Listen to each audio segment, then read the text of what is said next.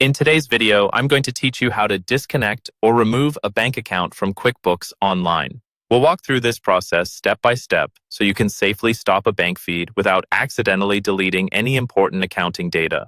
This is especially useful if you've changed banks, no longer use a particular account, or simply don't want new transactions to import automatically anymore. First, sign into your QuickBooks Online account and go to the main dashboard. From here, look over to the left-hand side of your screen. You'll see the main navigation menu. Find and click on the option labeled Banking. In some versions, this might also be called Transactions and then Banking, but the idea is the same. You're opening the area where your connected bank and credit card accounts live.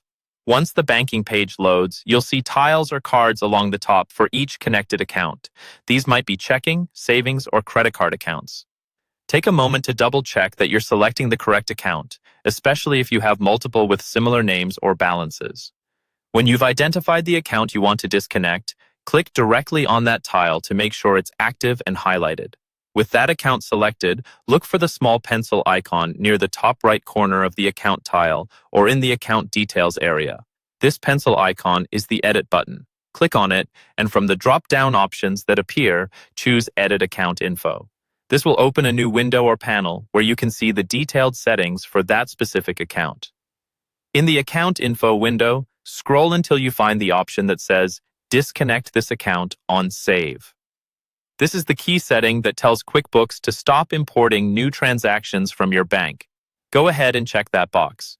It's important to know that this does not erase your past transactions or historical data in QuickBooks. It simply breaks the live connection going forward. After you've checked that box, review the screen one more time to be sure everything looks right.